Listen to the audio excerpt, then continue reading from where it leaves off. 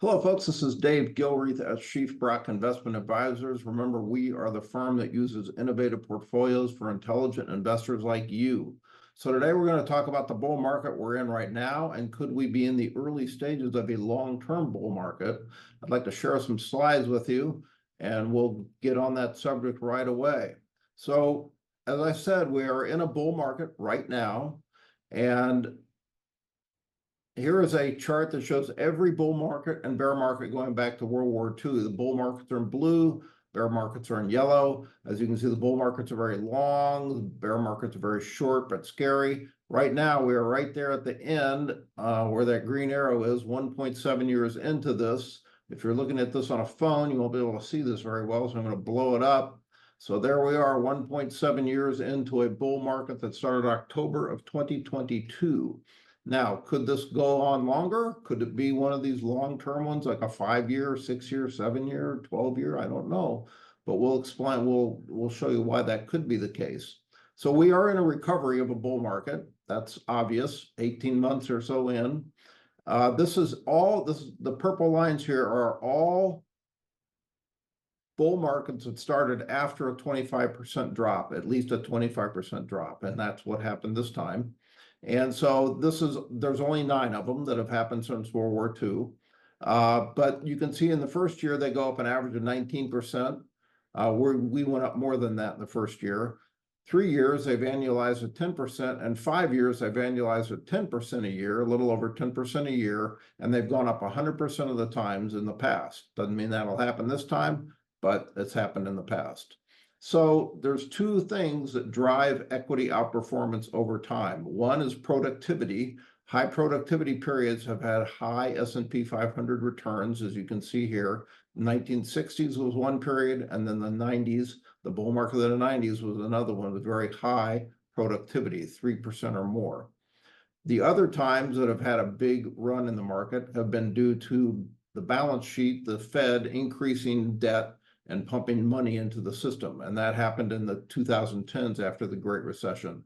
But productivity drives bull markets all by itself. So here's high productivity periods, 3% in the 60s. Here's another one, 1990s, 3%. And then we had low productivity periods here, like 2010, 1970s, bad productivity. Well, the last 4 quarters, we've had 2.3% rise in productivity. It's been the best rise in productivity in a long time. And a lot of people seem to think that it could easily get to the 3% level, especially with the AI, all the excitement about that.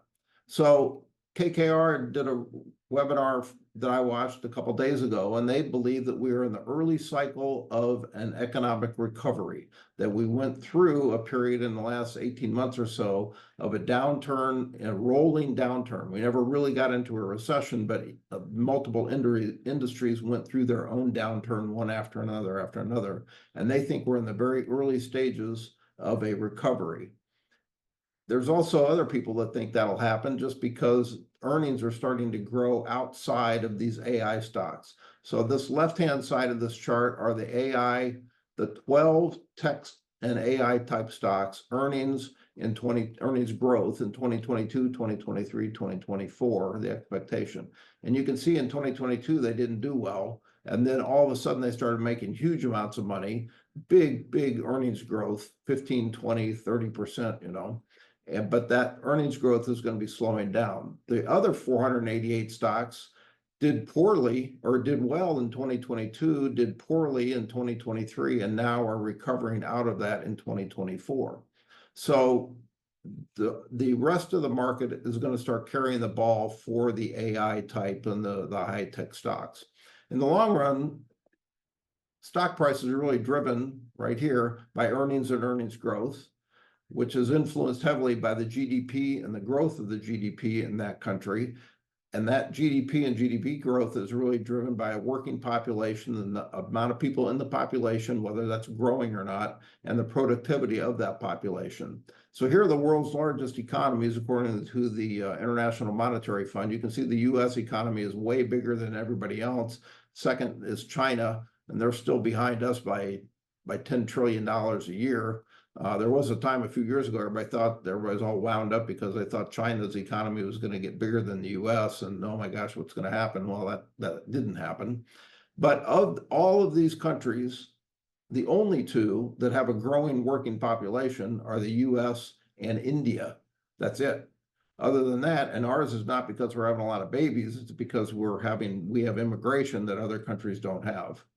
Now, you pair that, the largest economies, with productivity. This is productivity of all those countries, by the most productive to the least. And you can see the US, not only do we have the biggest economy, we are the most productive. And this is $70 worth of stuff that we make per person per hour in the United States.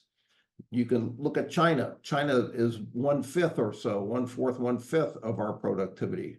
So our economy is the biggest, our productivity is the best, which leads me to think that we could be on a run for a while. Now, I took this chart again and just went to every bull market that lasted more than 5 years. So here's a 7-year one, here's a 6-year one, 5-year, 12-year, et cetera. Where the S&P was at the beginning of that bull market and where it was at the end, and then how much it went up, what that multiplier was. 50 over 14 is 3.6. So you can see, this one here after the dot-com bust went from 769 to 1576, went up too. So I said, what if this bull market did go 5 years, and what if it was just lame, like the worst two that we've had, worst two long ones, where this one went up 2 times, this one went up 3 times, average those at 2.5. That would put the S&P at 8,500 in about 3.5, 4 or 5 years, and the Dow over 70,000, which most people listening to this can't fathom that. They think that's crazy. But there's no doubt we are in the early stages of a bull market. We do have productivity in this country. We do have economic and earnings recovery going on right now. The US has a big advantage over the rest of the world as far as GDP goes and the productivity of the average worker in that country. So why not? Why couldn't we have another 5-year bull market like we've had in the past? And if that's the case, why couldn't it go to 8,500 or 70,000 on the Dow? I like Warren Buffett's comment here at the end. There's no incubator for unleashing human potential like America.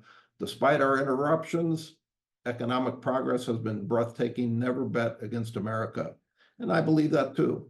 Thanks for listening. We'll be back with you next month to talk about the election, which is a big, big topic.